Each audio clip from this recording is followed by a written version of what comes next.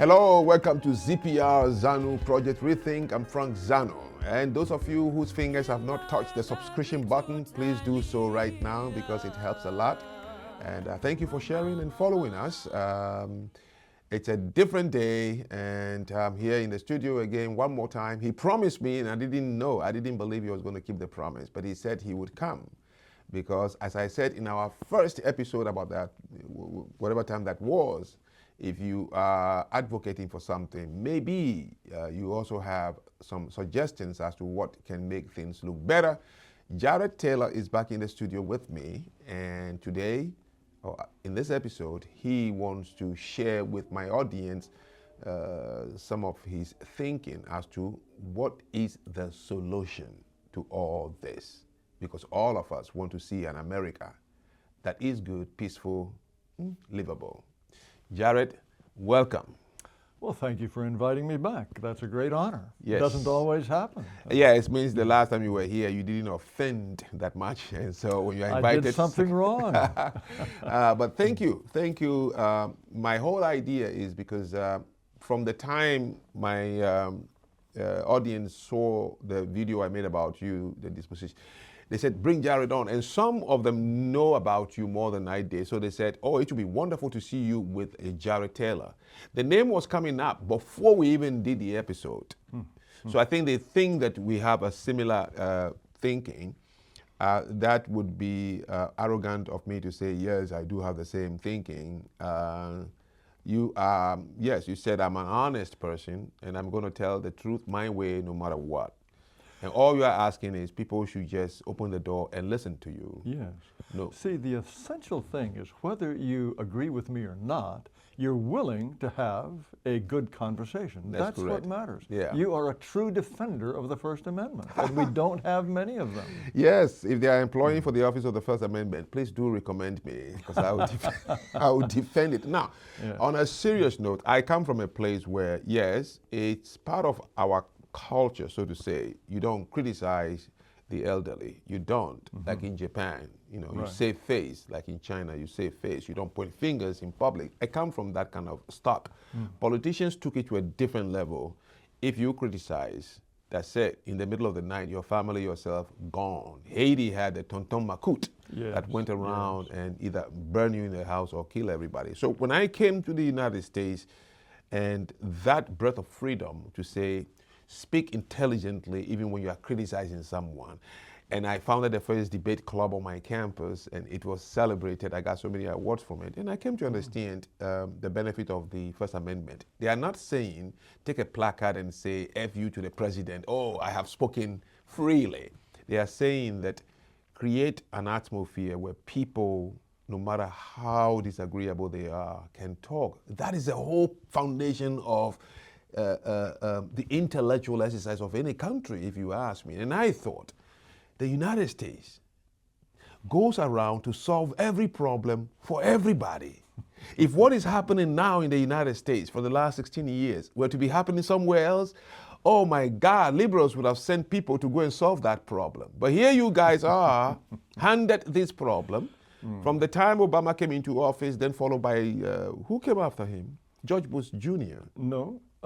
He came after George Bush Jr., sorry. Yes, then we had, that was when Hillary Clinton was running and was defeated by none other than Trump Donald came Trump. after Obama. I think that's right, yes. Holy Christ. Yes. History has run away. Oh, history runs away with you, yes. And we had Trump, and then we had Biden. Biden, what a joy Biden was. Sleepy Joe. Yes. And then Trump came back. So we were talking the first time you came here. No, the first time I simply allowed you to talk about the American Renaissance, why you founded it 36 years ago and what you hope to achieve. And you did a good job diving into it, whether we agree or not. You really did an excellent job explaining what you have meant all these years. Well, thank I will you. agree with you that no, the label of being a white supremacist, because I don't think you will sit here with me, unless maybe, because I've never seen. If you go on my channel, I had a discussion. There is no such thing as white supremacy. There is no such thing as racism. Yeah, it's all on my channel, yes. And those topics went viral. I wasn't trying to just be controversial. I believe in it. And so I was glad that I could finally meet you and really hear you explain everything the best way you could about why you started the American Renaissance. You started as a print right. media, and then you went full internet. In 2012. That's correct. Okay. Yes. How is it doing? I went on your website. It's nicely done. How is it thank doing you. in terms of followers and everything? It is sort of bumping along, really, because we are we are squelched by all the search engines. If you take a string of 50 words from an American Renaissance article and you put it into Google and you say, find these words, Google will not bring you to American Renaissance. You could even put quotation marks around it and Google will not take you to American Renaissance. People talk about shadow banning. We are vehemently shadow banned. It used to be that DuckDuckGo was a little bit better about finding us, but not anymore. No, we are very hard to find. Almost all of the traffic that comes to American Renaissance comes because people know about us. They subscribe to us or they come regularly, not because of any kind of search traffic. No. Do you make comments on Truth Social? I beg your pardon? Do you make comments on Truth Social? No, I don't have a Truth Social account. Okay, you don't do that. Yeah, I have an either. X account, I see. but I was banned from X in 2017, I believe it was. Before Elon? Before Elon Musk. Okay. And I thought when Elon Musk came back I see. that I would be allowed back. And so I went through the appeal process, I don't know how many times, and they would always reply, yes, Mr. Taylor, we'll look into this, and then they must have seen nothing. It's all the algorithm, I think. Yeah. I even went to the trouble of writing a U.S. Post Office letter to Elon Musk in his office in San Francisco saying, well, dear Mr. Musk, I know you're a busy man, but if you don't mind. Well, I never heard back from him. And so I just barged back on. And so for the first time in years of using Twitter, now X, I'm in violation of their terms. If they kick you off and you come back, then they can boot you. But I've been on for more than a year now and I've survived, so I don't know what the status is. However, if you put a link to American Renaissance in a posting on X and someone clicks on it, you'll get a message that basically says, this is a terrible website, it will suck the soul out of your body. If you really are brave and stupid, then click on and go ahead, but we warn you against this horrible, Are you being website. literal or you? Well, it says something like identity theft and all kinds of horrible things. Yes, yes. It's hard to believe, isn't it? But that's American Renaissance. So now that is evident that you're not linked with the CIA in any way, because if you were, they would be able to ban you across all these platforms. Oh man! Oh, it's quite astonishing. Yes, we really should change our URL or something. Because And the good thing is, this is the first time you, of all people, celebrate the same thing with a U.S. black rapper. You and Kanye West are both banned from the UK. I believe in Kanye West's case, it's just a temporary ban. I'm permanently banned because I'm so evil. Non grata. Oh, I am absolutely non grata. And this is back 2000, it's been more than 10 years now. Oh, it's not new. I thought this happened recently. No, this isn't brand new. No. They decided I was an awful guy. Did you speak in a ago. conference there or what? I can't go into the country. No, before you were banned, did you go to speak at a conference? No. This was an interesting thing. I had not done anything really to attract their attention, but I got a letter in the mail from Theresa May. She later became Prime Minister. She was Home Secretary at the time. Yeah, Theresa, yeah. And she wrote to me and said, dear Mr. Taylor, you have said the following things, and we suspect that if you come to the United Kingdom, you're likely to say similar things. And we do not find that this is conducive to the public good. So we're warning you, don't even try to come. Well, okay. This was better, however, than what happened with me in the Schengen group. You know, the 27 or 28 countries in Europe, borderless communication and all that. I was banned by them without any kind of notice at all. So I showed up and I was booted. In any case, in the case of the Brits, this is gentlemanly of Theresa May, I suppose I should say ladylike of her, to send me this letter and warn me not to come. It also had an email address I could communicate. And I said, for example, well, may I change planes in Heathrow? No. I can't even be in the restricted area in the airport because apparently I will poison the air from inside the airport, so I'm banned from the United Kingdom, despite the fact that that is really my home country. Practically all of my ancestors are British Isles, and so I'm a son of Britain, but I'm considered unconducive to the public good. So that's just permanent. Are you serious? Interesting. I wish I were not, Interesting. but I am afraid Well, I am, you're yes. sitting in the studio with me here at Safari Studios. And Not you are, banned from Connecticut. yes, you are just a stone throw from your former university, the iconic Ivy League, Yale University. That is true. Which I go there quite very often. I don't know if things look any different from 1960s or 70s when you were there, but I think it has become quite a little liberal in its ways. And Oh, it's ferociously liberal. ferociously And liberal. it was liberal when I was there. There were a few people who were on the party of the right in the political union. And I was a lefty at the time. And these guys walked around in coats and ties, and we all thought they were ridiculous and old-fashioned dinosaurs.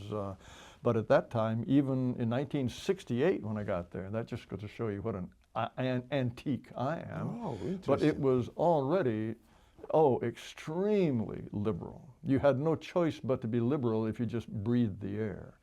Now, the Bush family they were not liberal. No, but Was they the were Bone and legacies. Skull liberal or? Skull and Bones? Yeah, Skull and Bones, I don't know. I was not a member of I Skull see. and Bones. Maybe it doesn't have a, okay. Probably they were not quite as liberal as the I rest of the see. campus. But Interesting. now you speak at Yale from time to time, do you not? Not when I was in college. I did a couple of debates at Yale, but now I go to speak the work I do in the daytime, which is community development and gun violence prevention. Well, Yale would never allow me to speak on campus. I've asked, actually. My old residential college. Sometimes they have, yes, and the political union. But how about the Department of Philosophy? I was a philosophy graduate. Yeah. And I said, what if I just came along and you could have a debate partner if you like, just not even any answer. The idea of my being there would be anathema to them. Can you believe that Oxford, of all places, the home place, the birthplace of debate and, this kind of things, would sit down and watch the UK ban someone like you who is a major in philosophy and you're just simply discussing things? I don't see any... Well, Britain is just practically a hopeless case. It's almost as bad as Canada in terms of just the spinelessness of the unwillingness for the British to tolerate any defense of traditional Britain. It's astonishing.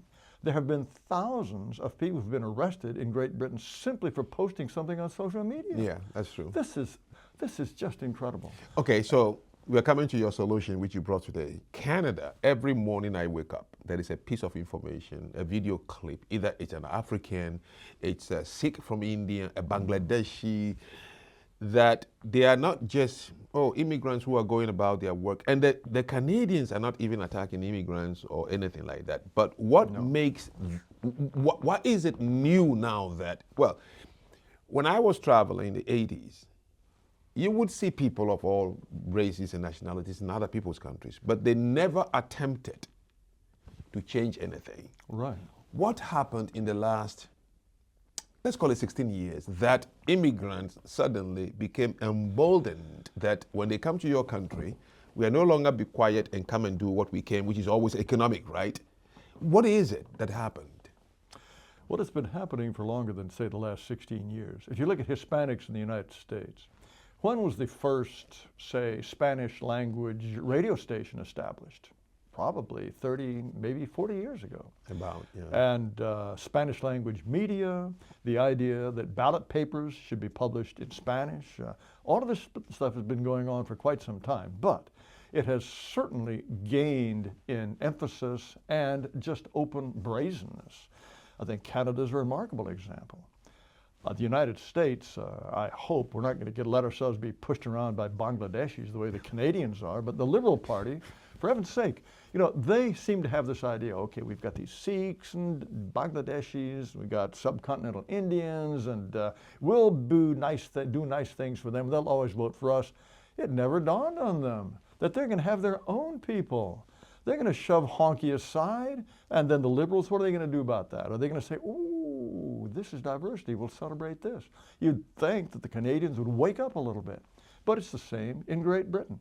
It's the same in practically every European country. So what gave birth to that? Why suddenly immigrants have become emboldened when they move to somebody's country? Why? I never seen that before. Because the host country permits it. But why? That is the big question. I wish I had an answer for you. Why is it that the white man has lost his backbone? And it's only in the last 100 years, maybe not even the last 100 years. White people used to be proud. White people used to think that they did have the right to rule Africa or Asia. They used to think this. And up until maybe the First World War, really, white people ruled the world in any realistic sense. But from that time on, and I think both world wars were part of this destruction of any kind of racial pride among white people. Certainly after the First World War, this terrible, meaningless butchery, millions of people dead. White people looked at themselves and said, what on earth? How can this have happened? And then, what is it, just 19 years later, was it 1918, 21 years later, we turn around and do it again. What kind of people are we? So 1918 and 1918 and 1939. 39, that's correct. 21 years. 21 years in between. In That's just short. They haven't even buried the bodies yet. Exactly. And white people do it all over again. And this was a terribly demoralizing thing. And you cannot blame thoughtful white people for saying, this is what nationalism did to us. This is what thinking that our country is better than your country, your territory doesn't belong to you, it belongs to us. We need to be supranational. We need to get rid of these parochial loyalties because look where it leads. I believe that was one of the early origins of white people losing any kind of sense of who they are, pride in who they were. And when you think about it... So the First and Second World War just brought ideological divisions, shifted ideologies. And you know, books were published more than any time in history after the Second World War. Everybody told his own story. Who blames who the most? Yes. And at the same time, who was the real victor of the Second World War? It was the Soviet Union.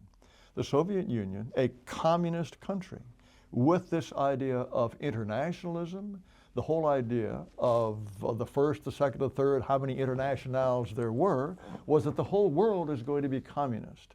And workers of the world would unite across all borders.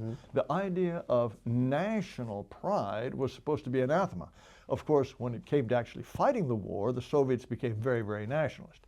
But here we had this idea from each according to his ability, to each according to his need. It sounded great. We were going to live in a worker's paradise. Many idealistic people adopted this idea. But the idea of from each according to his ability, to each according to his need, is a misreading of human nature. People don't operate that way. You're not going to cultivate a collective farm as diligently as you're going to cultivate your own garden. I mean, that one is settled, and anyone who doesn't understand it. My country, Benin, went through 17 years of the most brazen Marxist regime West Africa has ever seen. A good thing. The good thing why no West African country is trying to copy it is because it's the first president. Well, he wasn't the president. He was a military guy who took over power. He walked to the radio station on January 20, 1990, and he said, this system doesn't work, and I quit. That's how Matthew Kerekou, Lieutenant Colonel Matthew Kerekou left. And so many countries around in West Africa learned the lesson. Well, it was named the Democratic Republic of Benin at that time. That was its founding name, the Democratic Republic. Later it got rid of the Democratic Republic, now it's just Republic of Benin. But they were so He was the one who changed crazy. it from Dahomey to Benin, and he became friends with Cuba, North Korea, China. Well, he was a member of the non-allied, as they call themselves. And he established this system, and within 5 years, the banks were all empty. You could line up 2 miles all day long waiting to get to the bank counter, and money is not there because he nationalized everything the French ever built in that country.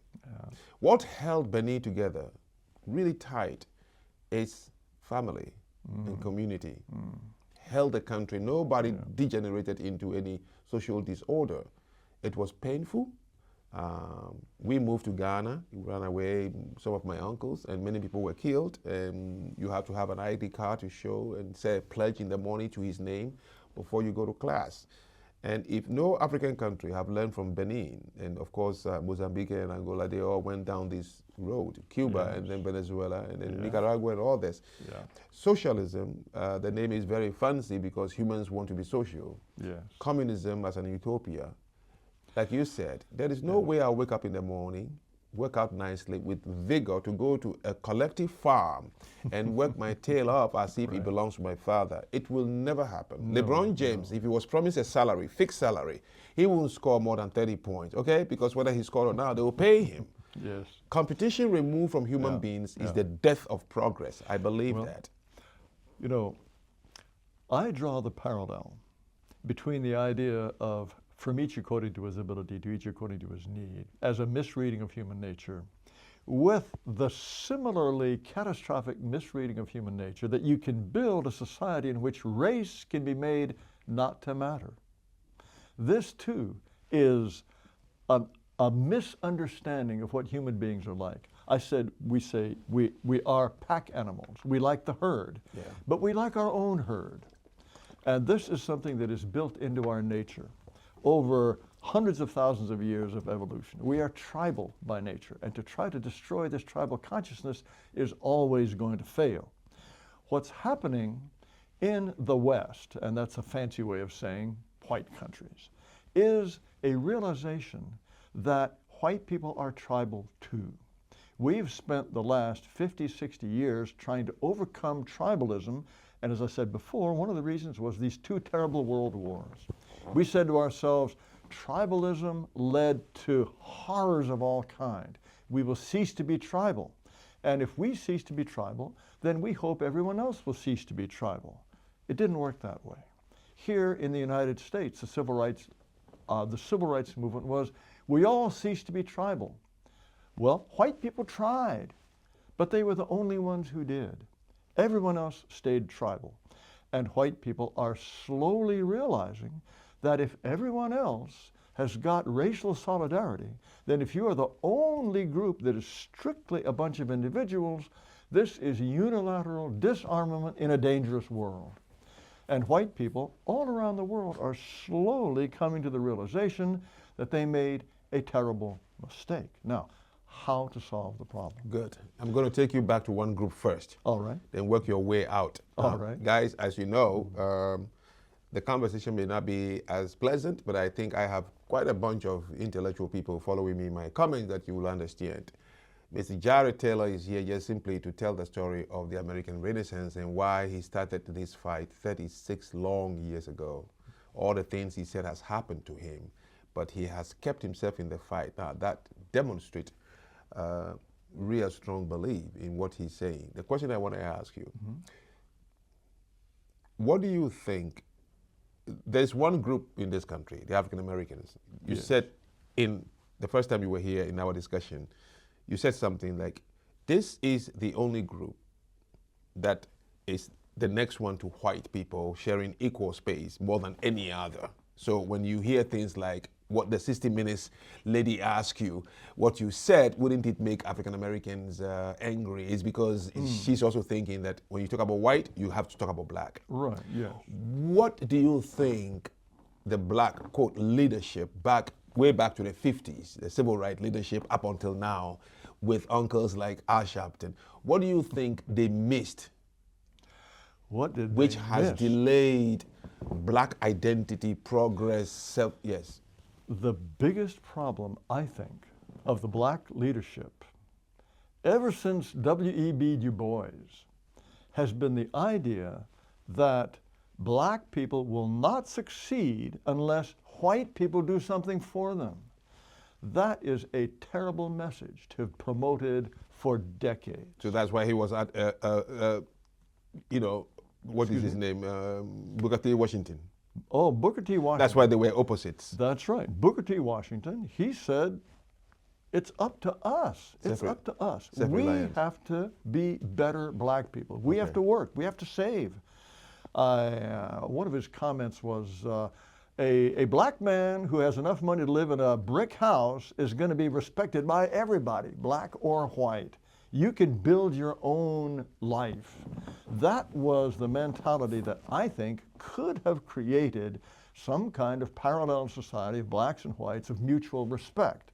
But constantly to be saying it's up to white people. White people have to transform their fundamentally racist souls in order for black people to succeed. Terrible. Waiting on the corporate to change so you can have your way. It means you are delaying your own progress because you are waiting on me to be something That's right. Okay. And ultimately, Al Sharpton, what a con man he is. He's constantly trying to change white people as if we are holding them back somehow. And we get these convoluted, exotic theories according to which unconscious racism of white people somehow is holding black people back. Or the idea that somehow there is a two-syllable word in the English language that rhymes with trigger, and if a white person even speaks this word out loud, that guarantees that some black man is going to shoot another black man or some black woman is going to get pregnant. This is magical thinking. This is voodoo. Somehow, white people in their minds are making these things happen. This is insulting to black people. The idea that they're just marionettes somehow, that if I think unkind thoughts about black people, oh, they're going to be stuck in poverty forever. But this is essentially Al Sharpton's thinking, that it's all our fault. If I, as a black person, had any pride at all, I would be deeply insulted by this. Everyone knows that if a black person buckles down and works hard, there are no doors that are deliberately slammed in his face just because he's black. On the contrary, America is so determined to see black people succeed that doors will open for them that will not necessarily open for white people. I think this is indisputable. So, and another thing, the black leaders, or so-called, well, I guess you can call them leaders, although I think they're leading their own people to perdition, the idea that they want open borders. They want Mexicans to come into the countries. They want all these Asians to come in. Who wants? Oh, look at the black leadership in the Congressional Congress, the black Congressional Caucus. So yeah, I want us to be, because I've heard so many social media influencers who speak, but you know they're being very careful, but they speak against it. So that's what I was going to come to. In 1984 or 1986, when was the Reagan amnesty? 86. 86 was the Reagan amnesty. Yes. Was the Black Caucus in favor of it, or were they against it? It was against it, because the Black Caucus understood perfectly well, wait a minute, we don't want our people to have to compete with these low-wage Mexicans and Guatemalans and Salvadorans. No, this is not good for black people. And also, not only do they come in, they get affirmative action. This is the stupidest thing you can imagine. Some guy waltzes across the border, and just because he's Mexican, that means he gets racial privileges, preferences. So the Black Caucus in 1986 was against the amnesty. They said the hell with that. Of course they were. But since then, they have come around, and I don't know what their thinking is. Maybe now, I know that Al Sharpton talks in terms of the Rainbow Coalition. That is Jesse Jackson. Jesse Jackson. This Action Network. But they talk about the same sort the same of thing. Yeah. Yes. Okay. We and our brown brothers will get together and we will overthrow white supremacy, and we're going to live happily after the white man has been unthroned. This is insanity, utter insanity. You think Mexicans are going to care about reparations for black people? Do you think they're going to care that black people are not as wealthy as Mexicans? Good grief, this is insane. The black so-called leaders, I think, have miserably betrayed black people in two ways. In saying it's up to white people to reform, that's the only way they'll get ahead. That is treating them like infants and saying, don't even try. And the other is to encourage the idea of flooding the country with these low-wage workers who are going to take some of their jobs and are going to compete with them in every possible way. This is criminal.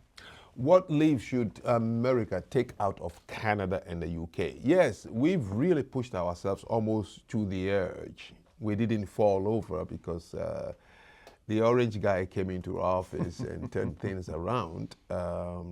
Good or bad, we don't know yet. History will write about him. He's been treated. But the question is, yes, at least somehow, something miracle in here has held America from becoming as bad as the UK, where when you just simply question someone, speak English, I don't understand you, the police comes to your door to knock to say it's a hate crime. What leave should we take from Canada, a place next door, and is becoming really terrible? You can't, were you not ruffled and prevented to speak in a university? 20 years ago. 20 years ago. I was at I went to Dalhousie University. I was supposed to have a debate with a black guy. His name was Dr. Donald Devine. And the whole question is diversity good for Canada? And I was going to say no. He was going to say yes. And he agreed at first, and then he backed out. He says, no, I'm going to put on a little lecture, and I'm going to explain why Jared Taylor is wrong, but I'm not going to let him come. What kind of foolishness is this? And so I came anyway. And so I said, okay, you're not going to let me debate you, but you're going to have your little talk about why I'm wrong. I'm going to have my little talk about why you're wrong. So I rented a ballroom in a hotel in downtown Halifax, and I was having my talk. Oh, not on campus? Well, that wasn't allowed. No, I had to rent one myself. No. He said, no dice. And so, no, not on campus. So I rented a ballroom. I was going to have my talk, and a bunch of masked men and a few women came in. And at first they started beating on pots and pans and yelling at me, and I couldn't talk.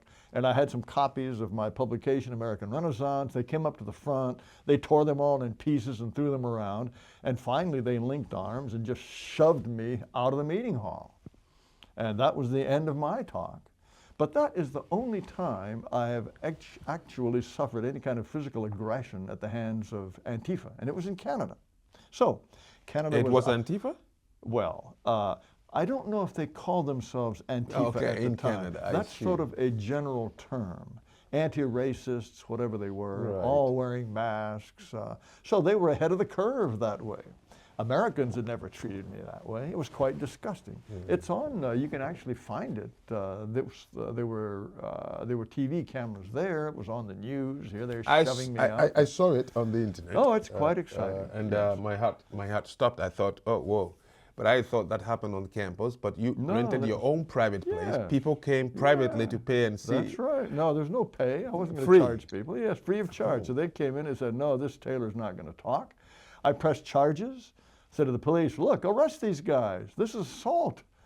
And the police said, really? They got masks on. They never lifted a finger to find these people. They don't care. It's a white guy talking about white things. We don't care about that. That was 20 years ago. I think Canada's even worse now. But, as I say, for some reason, I think the English-speaking white people are the most spineless of all. Now, in certain respects, the United States is a bit of an exception, but Canada, New Zealand, also Australia, the United Kingdom, practically no organized resistance against what I call dispossession. The idea that white people are bad, the idea that it will be perfectly fine if white people disappear and people from all around the world should be able to come, and if they don't respect the country, that's just fine. This is a Then what happened sickness. to Germany to lose its spine? You said English-speaking white people lost their spine. How about Germany under Merkel? Well, the Germans had their spine surgically removed by the occupation government. They were, the whole process of denazification was just a ruthless attempt to rip any sense of national pride out of the Germans. I would think under Merkel there was a pressure. I mean, that was Syria, right? When it was bombed, Syria. 2015. 15. And they did ask for asylum or somewhere like a refugee transition. And she said, let's be kind to these people. Now, Yes, she couldn't control what they would do after they've settled in the country. Angela Merkel, that's an interesting case. I have debates with people who think the way I do as to why she let in 1.5 million Syrians. Why? Humanitarian assistance, as Europe does all the time. That is my explanation. She really did think, well, first of all, she swallowed this crazy idea that race doesn't exist, they're really just like us, and in a few days they'll be wearing lederhosen and drinking beer and singing the national anthem, and they'll pay our retirement when we're old, these young Syrians. She probably believed that. I believe so. And also, she knew that the world's liberal media would think this is wonderful. She's a great person. In fact, she was Person of the Year on Time magazine. She knew that everybody would love her and adore her for that. So the idea, and this is an idea that is unfortunately fairly common among some people in my circle, the idea that she somehow hated Germany and she wanted to destroy Germany. I think that's complete foolishness. Oh yeah, that I think is foolishness. She was well-meaning. Yeah. Liberals are, I think, almost all well-meaning. Yeah. And as I say, it goes back to the idea that nationalism, tribalism among Europeans led to these horrible, horrible wars. And we must prevent this at all costs. And if it means that white people in their own homelands become reduced to minority, well, that may be too bad, but that's a small price to pay for avoiding World War III, IV, V, and VI. Okay, let me ask you. Yes. You have a banquet room. It's filled with 250 very, very sharp black professionals, young professionals, black. Okay, all right. And they said they've come to listen to Jared Taylor because you have something to say to them about what they should be thinking about in terms of black leadership in America. Yes. Okay? Every group needs to have a voice that guides them. Whether you agree with it, at least it comes from, and you can, for the next 25 years, what would you tell this room full of 250 professional black people as the new direction Essentially, for their relationship with, quote, black leaders and also with white people? Essentially what I told you about the black people that I admire. Booker T. Washington. I also think Marcus Garvey. These people wanted black people to become great through their own efforts. I want all people to become great through their own efforts. I want black people to be the best possible black people they can be. But it is impossible if they think that all of these obstacles are set in their path by malicious white people. That is no way to succeed. And I would say to black leaders, you have to believe in yourselves. You can't blame other people for your success. You can't blame other people for your failures. Then why did that message resound resounded with them in 2020? Biden and Kamala Harris said the same thing. The Breakfast Club, they didn't. What is it called now? MS Now. No, they said it's all white people's fault. That's what I mean. Yes. But why did it resound with black people in 2020? I suppose it's because, on the one hand, Jared, I think you did something that I think you may rethink. You still have energy like crazy. I have an answer to that question, and there are two reasons. One is they've been told over and over and over, it's Whitey's fault. And if you've been told that not only by your black so-called leaders, but even white people say, oh, it's our fault, we're so sorry. They have practically no hope but to believe them. On the other hand, to say that, all right, you're more likely to be in jail, more likely to be poor, more likely to be on welfare, and it's not Whitey's fault, then whose fault is it? You don't want to think that either. Those are the two reasons. However, I used to be welcome on college campuses, and I spoke to a number of college groups in which there were blacks. And I said the kinds of things I say to you. I also talked about something with which you and I might very well disagree. I talked about race differences in IQ. Now, when I first was going to speak to a mixed audience of that kind, I looked out over the audience and I saw, gosh, look at all these black people. I'm going to be telling them things that sound awfully harsh. And I felt very hesitant about doing so. And then I said to myself, what I think is correct, it's good for black people to hear an honest assessment, and it's good for white people, so I went and I spoke. After I talked about these things, invariably there would be some black guy who'd get up and say, this is white supremacist, this is awful. He would yell and scream and leave the room. And then the black people in the audience would keep me on my feet for 45 minutes asking questions, probing, questions, interested questions. And afterwards they would come up to me and say, Mr. Taylor, that was fascinating, and shake my hand warmly. And at first, I was very surprised. But after this happened several times, I realized these are college-educated black people, mind you. I think they realized that for the first time in their lives, they had had an honest conversation about race with a white man. And I think they respected me for that. They liked the fact that I spoke to them as equals.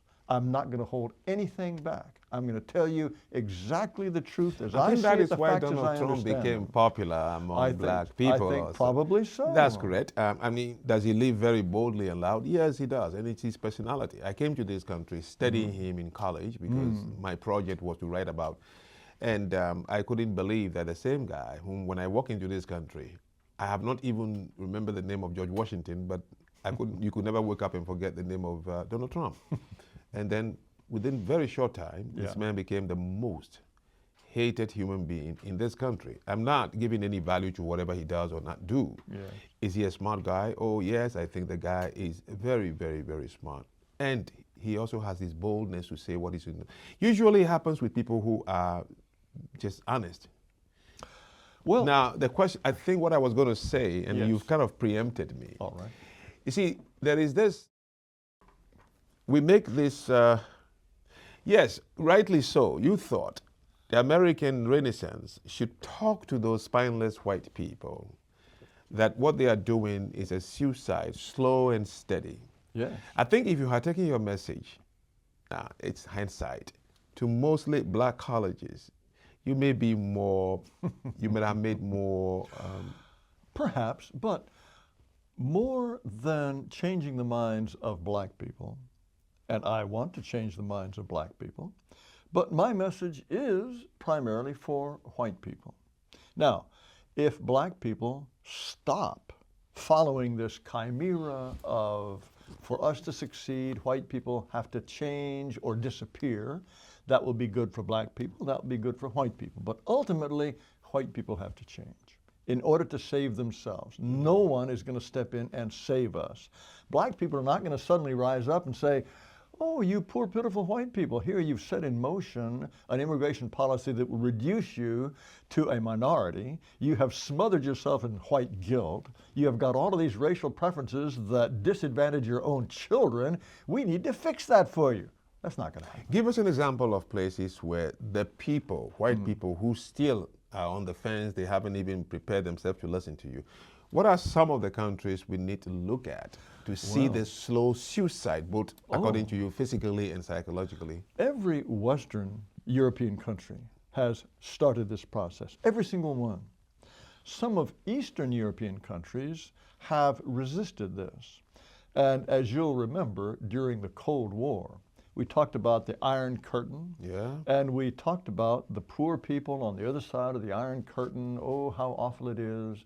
Well, being on the other side of the Iron Curtain protected them from some of these anti-white ideologies that have captured the United States and Western Europe. And so they have not had the same kind of, oh, we're bad and we must let anyone in who wants to come in. And so even now in East Germany, or the former East Germany, the Alternative for Deutschland, that is the party that wants, shockingly enough, Germany to stay German. It's got much more support than in Western Germany. And also in Estonia and Poland and famously in Hungary. These are countries that are much more resistant to the idea of giving their countries away to foreigners. However, which countries have suffered most? France has suffered, Britain has suffered, Germany has suffered, Denmark, Italy. Well, Denmark is doing much better. The Danes have a sensible view. They are much more resistant to chain migration, for example. And they don't attract that much attention because they're a small country. Sweden is much worse off. Now, 30% of the population of Sweden is non-European. 30%. This happened practically overnight. Ireland is importing Muslims and Africans as if there's no tomorrow. despite the fact Ireland never had an empire. Ireland never practiced slavery. The Irish were colonized and kicked around and brutalized all their history. There is a black West African teacher. I beg your pardon? A black West African teacher in Yes. Ireland. Yes. Who designed her own curriculum in order to teach Irish children that the land does not belong to them. And how to, now, let's go to. This is utter. Let's go to. Okay. Is it possible? Yes. That immigration without immigration control, and immigration control is not just simply shutting a border. You must understand, and many people who argue this, I bring them to understand this. JFK didn't have tents outside because illegal immigrants poured into the country via JFK. No, because American immigration system was still working. For you to get on a plane from any country, you need to show that you have a visa, which means you've been screened by the embassy. Yes. So you are not undocumented per se. Well, of Now, course, JFK was before the Hart-Celler Act of 1965. If you have a land border with the United States like we have in the South, then you can just cross into this country. We have no name, no address, nothing about you. Now, number two, even those who came into the country legally, wouldn't you, let's say, for example, to help the UK, help Japan, help Ireland and Canada, shouldn't we say governments of this country should start thinking about it? Why not if they set up a homeland office, either before you get into the plane, that if you want to go to Japan or you want to go to Ireland, like we do the citizenship exam here, these are things you need to agree with that you will not do or do when you get to the host country. Would that not help? Well, that would certainly help. I understand that Canada theoretically has a points system that you have to be able, it's better if you can speak English, it's better if you have education, it's better if you speak French, it's better if you have some money. I don't know how well that works, but to me, I'm sorry, I don't care how good somebody's English is, how much money he has, how much education he has. If he's not of European origin, he's not part of my family. I'm sorry. I don't care if East Asians who come to the United States are 10 feet tall, twice as smart, 3 times as athletic, 10 times as musical as Europeans. I want my nation to reflect my history and my culture. That's the long and the short of it. Right. And if I were anybody but a white person, everyone would understand. It's only white people who are not allowed to say, I want my nation to reflect my history, my culture, and I want to hold my own future in my own hands, rather than in a democratic society leaving those decisions to people who are unlike me, who will never become me, who don't want to be me, and in many cases hate me. That is the situation that white people have built for themselves all around the world. But they are finally waking up. And they're saying, wait a minute, we need to put on the brakes. Well, with the birthright democracy, which means anyone who is a citizen of this country can vote. Right. Well, how much promise do you have for the American Renaissance, since we have a birthright democracy in America, in the UK, and other places, that you can line up and vote and pick your president? Yes. We have, we have quite a higher percentage that you may be able one day end up with a president like Kamala Harris. You could. Of course. Okay, then it was a near miss. Then where are you going with American Renaissance, since the call is in the hands of the masses? I cannot guarantee success, but I have a duty, win or lose. Okay. I have a duty to my ancestors and an obligation to my children. That's quite pragmatic, yeah. Yes, I may not succeed.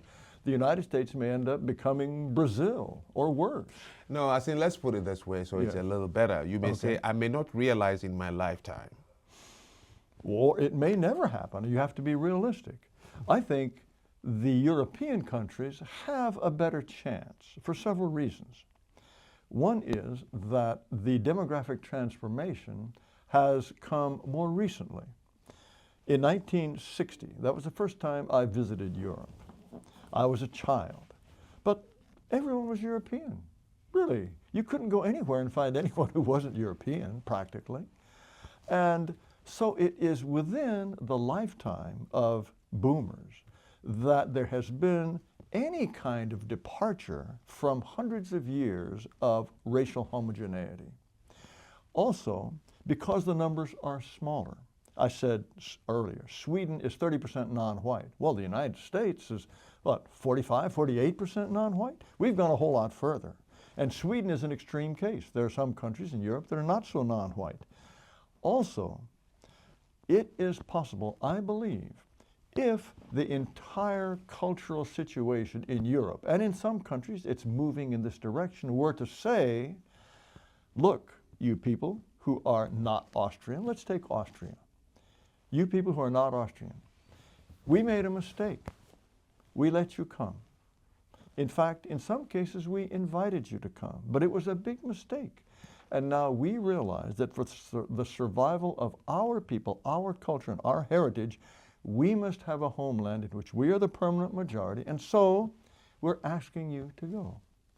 And what would you think if you Moroccans, where you came from, if your country being filled with people who were different religion, different race, different language, you wouldn't like that. So please sympathize with us and please go home.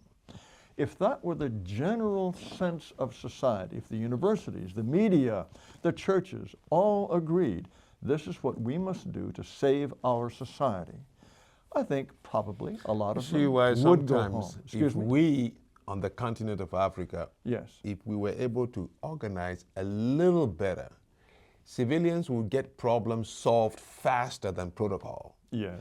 I'll tell you, maybe you've seen it in the news, the last 3 months or let's call it a year, it was boiling now, it's on the surface in South Africa. Mm-hmm. They are chasing every... Nigerians, yes. Okay. Yes, first they started with saying it's Nigerians, which when I went to South Africa, I was in Durban. Yes. And my driver took me downtown and pointed to guys in street corners, broad daylight, selling drugs. Were they Mozambicans? Where were they from? No, he told me they were Nigerians. Oh, he told me they're Nigerian. And he knows them all because he was a Durban taxi driver. I see. And I said, what is the police doing? He said, boss, some of the drugs they have belong to the police commanders themselves. Oh, okay? Yeah. And he said, you see these buildings, they're very expensive, but they are rented all by Nigerians. The South Africans watched this for a long time, couldn't take it anymore. They know the politicians will not do anything about it. I made a video and spoke against how they were chasing the foreigners in the streets. I simply said that should be left to law enforcement and politicians and not the civilians. And of course, they crucify me very well, thinking I didn't understand what was going on. I knew they were overwhelmed. Okay. You mean because the general feeling was it was great to be chasing these people, even if it's civilians doing it, not the police? Is that why you were criticized? No, I criticized for saying that they should be careful. That it shouldn't be something that civilians should do. Right. And I pointed to so many things. You know, I wasn't fully, and it wasn't. Anyway, but the point was they thought I didn't understand. I sympathize with them. I totally sympathize with them because I've seen my people do nasty things. Let's go to Japan. Japan today, there are fights in the streets of Japan. I lived in Japan for 4 years and never witnessed a single fight, even between foreigners or between foreigners and Japanese. And now it's commonplace. So the Japanese government in power now calls you for advice. Before, 60 years from now, Japan will be saying exactly what we are saying now. What would you say they should think about? It's a very simple message. It's the same message to all countries. Japan must remain Japanese. Japan, I think, is it's a wonderful example. Japanese, there are people I know very well after having lived in there for 16 years and maybe spending 20 years after that going back and forth doing consulting work with American companies and Japanese companies. Japan, I think, is a marvelous place. You love Japan. It's a beautiful place. Just the food alone, the variety, the beauty of Japanese food is security, safety. But as I say, just the food alone is a tremendous gift to world civilization. And only Japanese will carry that civilization forward in a meaningful way. It must remain Japanese. I feel the same way about India, But when for you example. say so is where people misunderstand you, Jared. When you say it must remain there, how about those who are there now? What do you do with them? Well, any society can tolerate a small number of foreigners.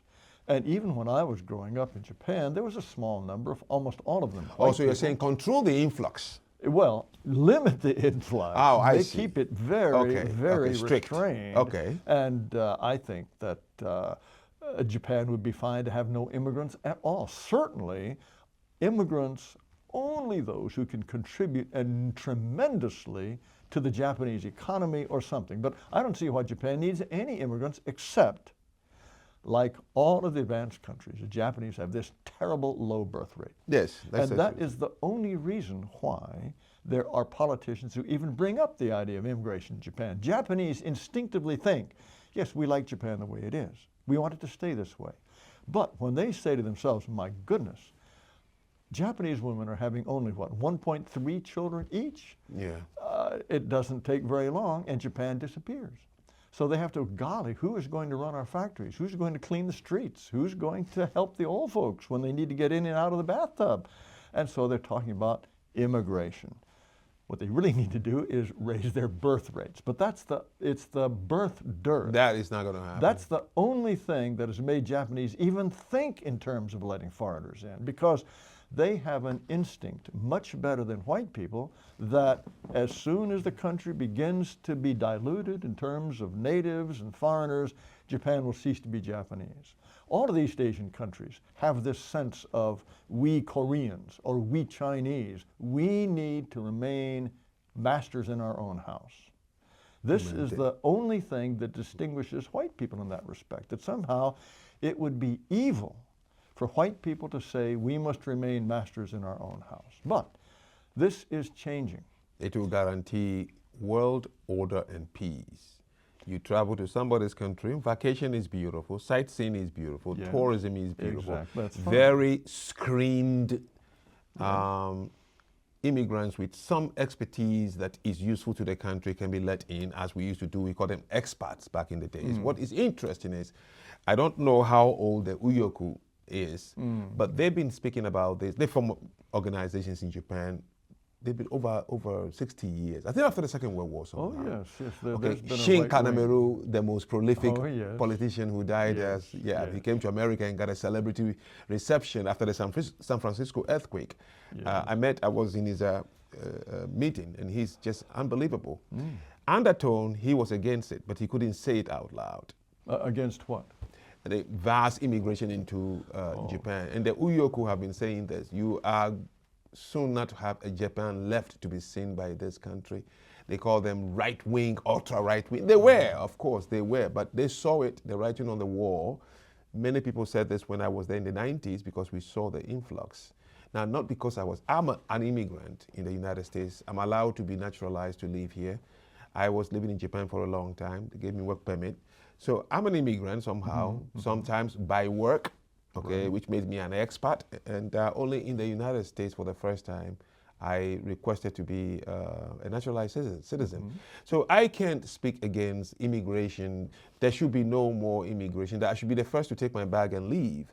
But what I would say is that for the discipline I brought upon myself, that the government should think about, if possible, setting up a home office that can screen.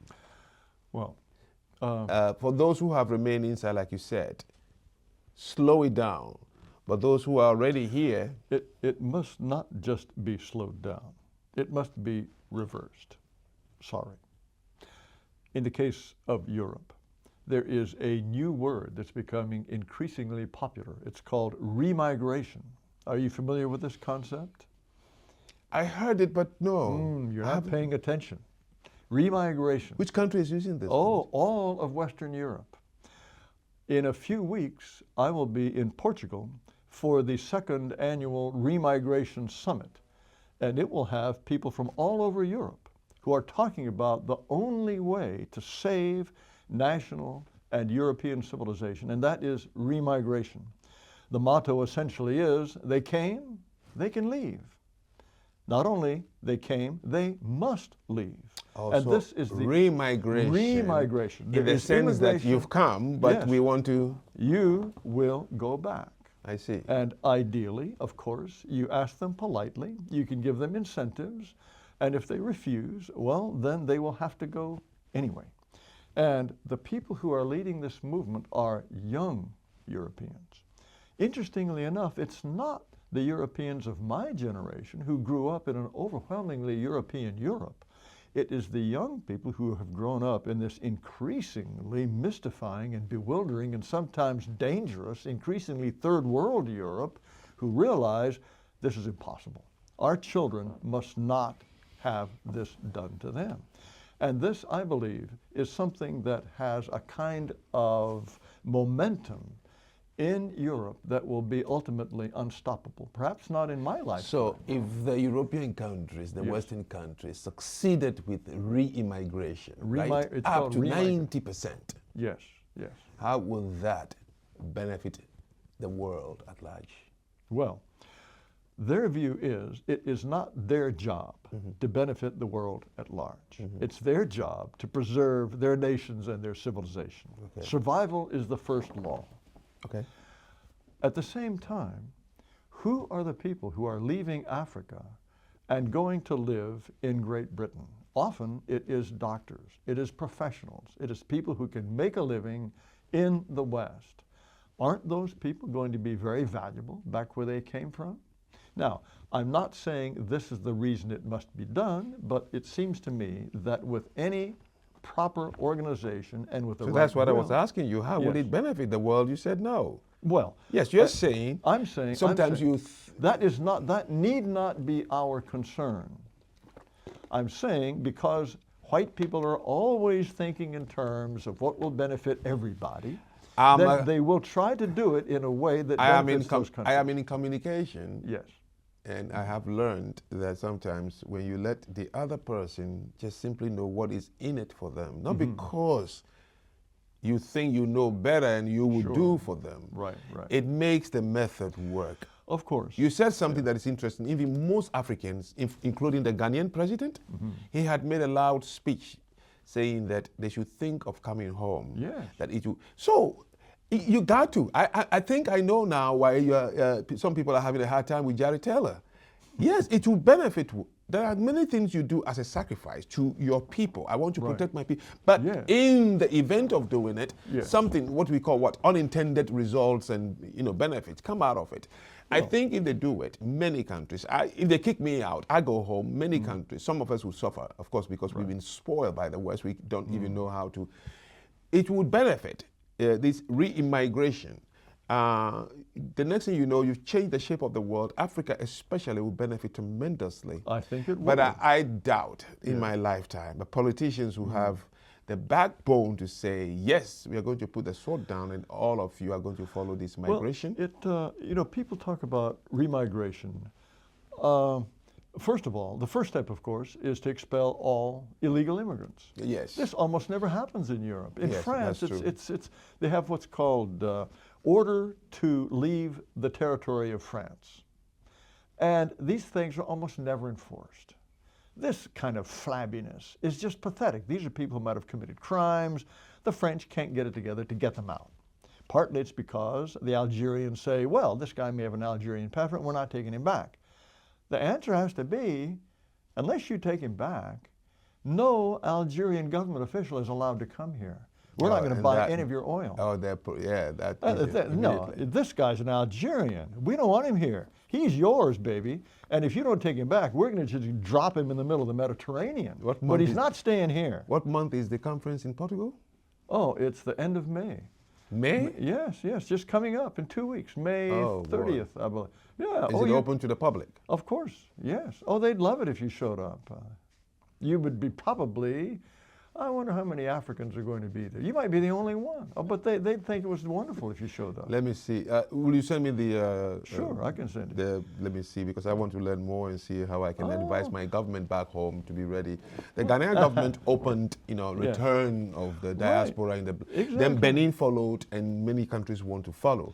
But what I worry is, look, before you open the gate and say, come home, which is a good thing, the governments in Africa should be able to put things in place to make these people coming home and be able to contribute when they arrive. Yeah. And the whole idea of remigration is also to cooperate very much with the countries who are receiving these people. And financial aid, if need be, financial incentives to persuade them to go, give them job training, the kinds of skills they may need back in their home country. We can work this out in as humane a way as possible. No one wants anyone to suffer, but what comes first is our own survival. And once we agree with that, then we'll work out some way that is in everyone's best interests. Jared Taylor, who took over your missionary, your parents' missionary work? No one. Oh, come on. There are hardly any missionaries left in Japan. It's so expensive. Yeah, and being a missionary is a fool's errand in Japan. They have so few Christians. Do you know where you have to go to find a smaller percentage of Christians than in Japan? The Navy base. Huh? The Navy base? No. Saudi Arabia or Cambodia. Those are probably among the few countries where there are fewer Christians in terms of percentage of the population than in Japan. The Japanese just don't take to Christianity. No, it's just not Japanese. How can you be Japanese and a Christian? Yeah. Come on. Yeah. It's like shedding your skin. It's like turning yourself inside out to become a Christian. But your dad has passed on? That's right. Oh, That's see. right. Okay. My parents are no longer with. I'm an orphan, but he spent 38 years trying to teach. Do you have siblings? Yes, I do. I see. Trying to teach Christianity to the Japanese. It doesn't work. And so, also, the American churches are running out of money. You spend all this money sending these people. And you're not bringing anybody. Exactly. You're supposed to be fishers of men, and your net comes back empty all the time. Exactly. So what kept him there for 38 years then? Hope. Well, also, I think that this was his life's work. And he was not going to turn his back. It's like my life's work. I have a life's work. In my own way, I'm a missionary too. Yes. I'm a missionary to white people. He was a missionary to Japanese people. I see. And as I said to you before, succeed or fail. It's just a my mission. job doesn't change. That's right. And I believe he had that sense as well. Well, Jared, what a pleasure. Really. I'm looking forward to see what my audience would say in the comment section. If I know you have a very tough skin, some people come on my show and then, but I think you've really done well by explaining what I need to know about the American Renaissance. People started saying your name a long time ago. I haven't had a time to read your books until finally somebody introduced and said, go. Take a look at the video, and I said, let me make a little reaction, and that thing went viral. But here I am sitting with you after all this. All I have done today is to allow Jared Taylor, whom some of you have read or know about because you were the ones who recommended him. And to be honest with you, since last night when he arrived till today, he has been nothing but a gentleman, and I've allowed him to really tell his story. Whatever you think, please leave it in the comment section. Let's be very respectful to each other. I wish you all blessings. And Jared, of course, to you, thank you again for coming another time again to this studio. And this is not the end of it. If I do come to Portugal, then we both would come here and tell our audience what happened in Portugal, and I'll be as blunt as I can. Because if I do come, I'm not coming cheering anybody on, but I'm coming to learn and see, no, I'm going to criticize. You would find it fascinating. I assure you'd find it fascinating. Everyone would treat you delightfully, and you'd be fascinated. But thank you so much for inviting me back. Inviting me one time is one thing. Inviting me a second time, that's high praise. Thank you so much. Thank you too. Yes, and so don't forget to subscribe, follow, share, and ZPR. It's Project Rethink. And by the way, you'll soon be wearing my baseball cap that says, I am a rethinker. So I have a virtual community now calling themselves Rethinkers. Okay. It is the only hope for the young Africans to begin to reject the old and take on something new just like you. So thank you, my friend, and thank you to everybody.